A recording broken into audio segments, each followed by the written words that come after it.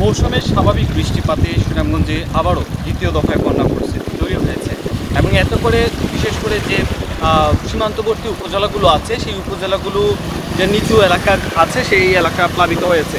আমরা এখন আছি সুনামগঞ্জ তাহিরপুর বিশম্ভপুর সড়কের একটি অংশে। এই অংশে সকাল 9টাও 1 ফুটেরও বেশি পানি ছিল, এখন কিছুটা কমেছে। একটি তথ্য জানিয়ে রাখি, গতকাল রাত থেকে মুষলধারে সুনামগঞ্জে ভারী বৃষ্টিপাত হয়েছে এবং সেটি শেষ রাত থেকে ভোর রাত থেকে এখন পর্যন্ত কোনো বৃষ্টিপাত হয়নি। এর কারণে পানি কয়েক সেন্টিমিটার কমে গেছে, কিন্তু বন্যা পরিস্থিতি যেটি তৈরি হয়েছিল সেটি এখনও অপরিবর্তিত রয়েছে। এই সড়কের তাহিরপুর সুনামগঞ্জ সড়কের কয়েকটি অংশে পানি উঠেছে, এতে করে যান চলাচল বন্ধ রয়েছে। কোনো অংশে কোমর পর্যন্ত পানি, কোনো অংশে গোলা অবধি পানি উঠেছে এই সড়কে। দেখছেন সড়কের এক পাশ থেকে আরেক পাশে প্রবল স্রোত নিয়ে পানি প্রবাহিত হচ্ছে, এতে করে মানুষের ভোগান্তি নিচু এলাকায় সেটি বেড়েছে। তো গত 24 ঘন্টায় সুনামগঞ্জে 300 মিলিমিটার বৃষ্টিপাত রেকর্ড করা হয়েছে। ভারতের উজানে কী পরিমাণ বৃষ্টিপাত রেকর্ড করা হয়েছে, কী পরিমাণ বৃষ্টিপাত হয়েছে সেই তথ্য এখনও আমাদের কাছে আসেনি। তবে সুরমা নদীর পানি সকাল 6টায় 32 সেন্টিমিটার উপর দিয়ে প্রবাহিত হচ্ছিল, যা গতকাল রাত 9টায় ছিল 16 সেন্টিমিটার। অর্থাৎ গতকাল রাত 9টা থেকে আজ সকাল 6টা পর্যন্ত 16 সেন্টিমিটার পানি বৃদ্ধি পেয়েছে। তবে সকাল 9টায় সেটি কিন্তু কমে এসেছে, প্রায় 27 সেন্টিমিটার উপর দিয়ে, বিপদসীমার উপর দিয়ে পানি প্রবাহিত হচ্ছে। এখনও 27 সেন্টিমিটার উপর দিয়ে পানি প্রবাহিত হচ্ছে।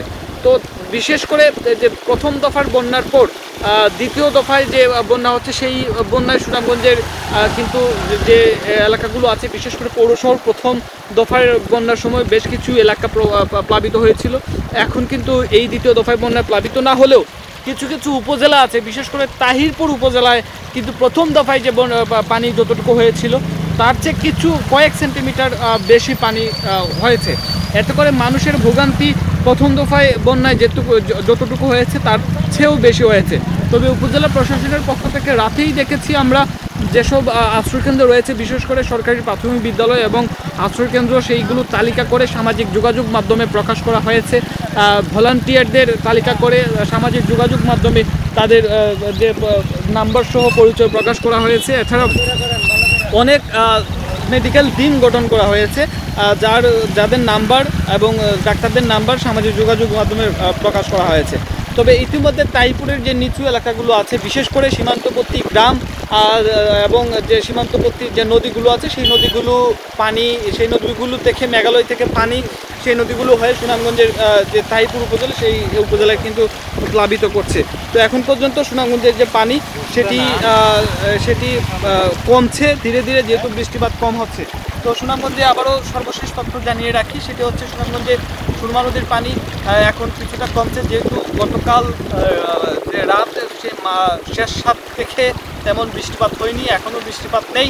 বৃষ্টিপাত না থাকার ফলে নদীর পানি কমছে, একই সঙ্গে লোকালয়ে পানিও কমছে। এখন পর্যন্ত সুনামগঞ্জের সুরমা নদীর পানি সুনামগঞ্জ পয়েন্টের বিপদসীমার 27 সেন্টিমিটার উপর দিয়ে প্রবাহিত হচ্ছে এবং গত 24 ঘন্টায় সুনামগঞ্জে বৃষ্টিপাতের রেকর্ড করা হয়েছে 300 মিলিমিটার।